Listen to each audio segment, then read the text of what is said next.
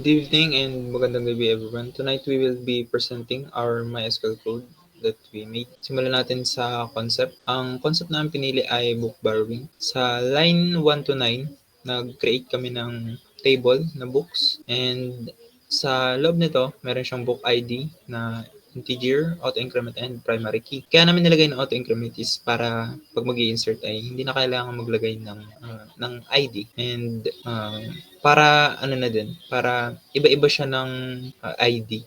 And next naman ay name. Ang text, naka-text siya, not null. And author, genre, same din. And date published naman ay naka-date siya and hindi din siya null. And next ay times borrowed, naka-integer, not null siya, and ang default ay 0. And next naman ay sa line 13 to 23, nag-insert tayo ng random data. Punta sa queries. Sa second line, ang una nating query ay select all from books. Dito sa select all from books, ang ginagawa niya ay kinukuha niya lahat ng record from lahat ng column sa record. I mean, kinukuha niya lahat ng data from books. Kaya siya naka-select all, yung asterisk, is para kunin niya lahat ng column na nasa table natin na books. Line 5 naman, select distinct genre.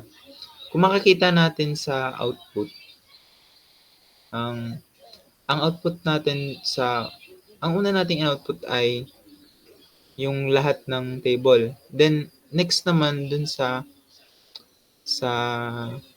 select distinct, makikita natin na ang pinrint lang niya ay genre.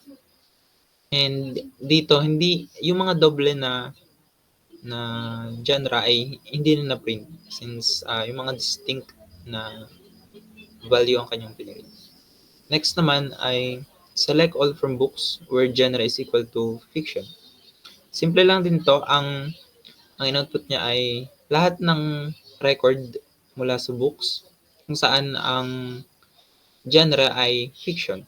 And next naman, select name from books where author is equal to Aldous Huxley or author is equal to Jane Austen. Dito naman, sinelect niya yung name na column, and then chinek niya kung ang author ba ay Aldous Huxley or Jane Austen. If mag-true yun, ipiprint niya. And next naman ay, ang panghuli ay select book ID and name column from books where genre is equal to fiction and book ID is greater or equal to 4. Dito makikita natin sa output na yung ID na print niya is greater or equal to 4 lang. And sinunod din niya yung condition na nakalagay sa ating. So, ang next command naman po is yung tinatawag na inclose. So, basically, what inclose does is like, sinesearch niya yung specified column and then nire-return niya lang yung record or records kung saan nahanap yung naka-indicate na value sa condition. So, in our example po, nag-construct po kami ng condition wherein ang values po na sinet namin is tatlong authors na included sa mismong table. So, free siya paano nung output. So, in this case po, ang included lang po sa output is yung mga book na gawa ni Jane Austen, Harper Lee, and also Leo Tolstoy. In addition, since ang nakaset lang po sa command is yung book ID, name, and yung genre, silang tatlo lang din po yung lalabas sa column together with their value sa output. Next, patingin ng code. Ang sumunod naman po is yung between clause.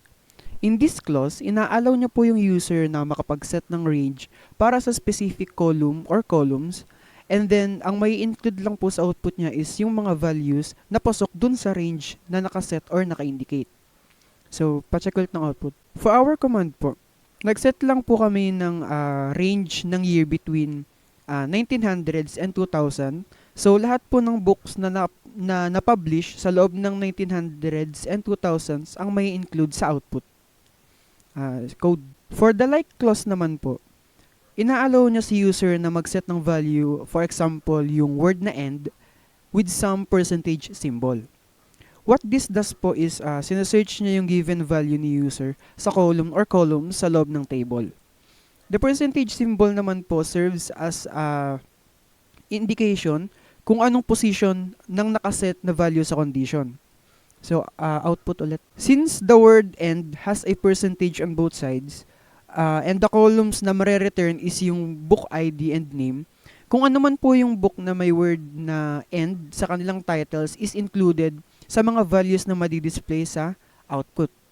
Ang difference po ng in and like is sa like clause, may specific position po yung word na hinahanap while dun naman po sa in clause is wala. So next, dun naman po sa ASC and DESC, or should I say ask and desk. Sa ASC po, ang meaning po niya is ascending while yung DESC naman stands for descending. So basically, ang ginagawa lang po ng clause na to is ino-organize lang po niya yung pagkakasunod-sunod ng mga values na nasa table. So output, in our example, yung date publish po ang naka-indicate na i-arrange. So pagdating po sa output, naka-arrange na yung mga books based sa kanilang date publish, either descending or ascending. So yun lang po. For next syntax, we have the SQL group by clause. Ang purpose nito ay ginugroup yung mga rows na may same values in a specified column, at pwede din dito tayo mag-perform ng aggregate functions dito. For our example query, we have select genre, sum, open parenthesis, times borrowed as total times borrowed from books where times borrowed is greater than or equal to 1, group by genre. Ito ay ginugroup yung mga sa books table, yung by genre, at kinakalculate yung total number of times na each genre has been borrowed. So dito sa output natin, reach siya paano ng output. Yan, so nakita natin, ginroup niya yung yung genre based doon sa total times borrowed niya. Now, for our next syntax, we have the SQL count clause. Ang purpose naman nito ay kinakount yung number of rows sa table na may matching conditions, yung same condition sila. For our query, we have select, count, open parenthesis, book ID as total book ID from books where times borrowed is less than or equals to 50. Ito naman ay kinakount yung number of books na na-borrow 50 times or less. Makikita natin ito dun sa output ulit. So, for our next syntax, we have the SQL having clause. Ito naman, filter yung groups created by the group by clause based dun sa specific condition. Dun naman sa query natin, we have select genre, sum, open parenthesis, times borrowed, close parenthesis, as total times borrowed from books where times borrowed is greater than or equal to 1. So, inulit lang yung unang natin query. Dito naman, nilagyan na ng having sum times borrowed is greater than 50. So, ito naman, ginugroup niya yung table ulit dun sa by genre, and kinakalculate ulit yung each time na genre has been borrowed. Pero, ino-include nito yung genre na yung total count na times borrowed is greater than 50. Doon naman tayo sa output. So dito, yung mga genre lang na may greater than 50 times borrowed ay yung fiction, dystopian, at yung fantasy. So for our next syntax, we have the SQL create index statement. Ito naman ay para sa query performance o sa paghahanap. Pretty much, gumagawa tayo ng unique index para sa isang, sabihin natin, category para mas madaling mahanap para nag-query tayo. So dito tayo sa code natin, we have create unique index book code on books, name, author, and date published. So pretty much, yun nga, gumawa tayo na create unique index, yung book code, doon sa name, sa author, at sa date published. Tapos yung show index from books, ito naman pinapakita na yung mga index na yun nga, ginawa natin. Yung output, pakita output. Yan, pinapakita yung mga index na ginawa dun sa tatlo. Next, doon naman sa drop index, doon naman sa alter table, books, drop index, book code. Yun nga, dinadrop niya lang yung index na hindi na natin kailangan. Pretty much, nini-delete niya yung index na ginawa natin. Next. So, for the next syntax is the test books or the command that describe yung structure ng book table natin. So, sa output niya, makikita nyo is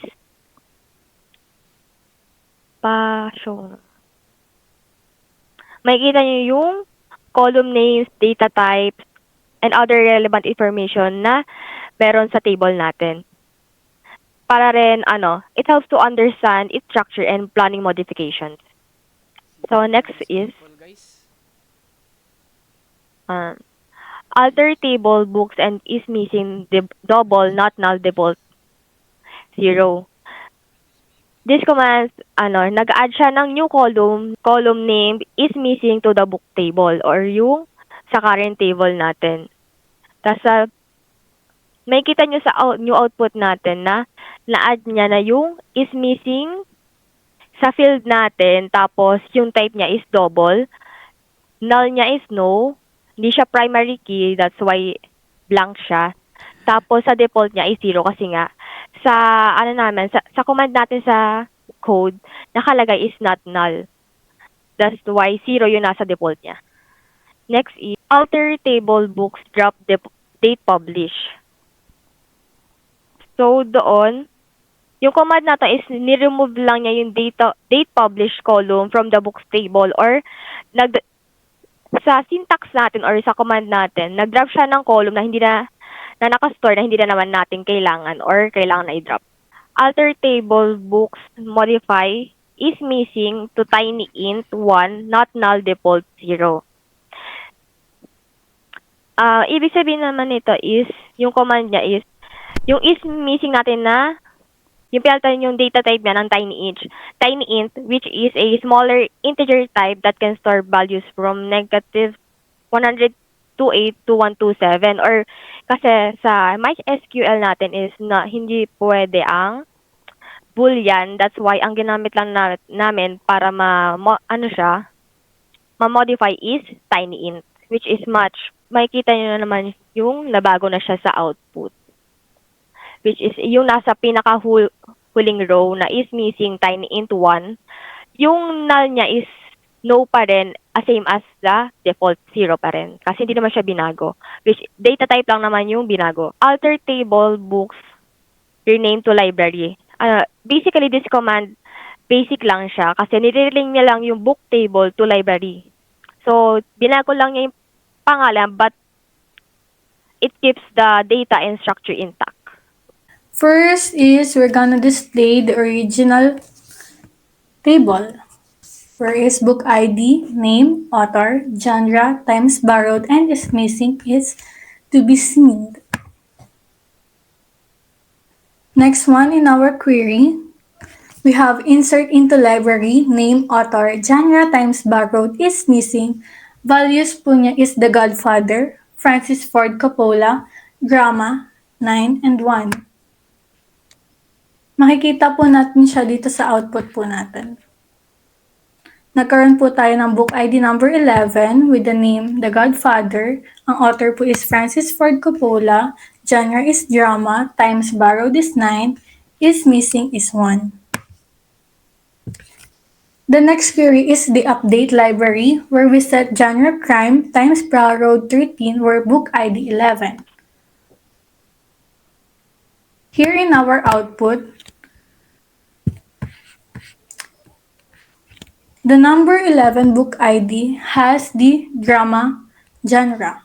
But in the update, we already have the crime and the times borrowed before is 9, now it's 13.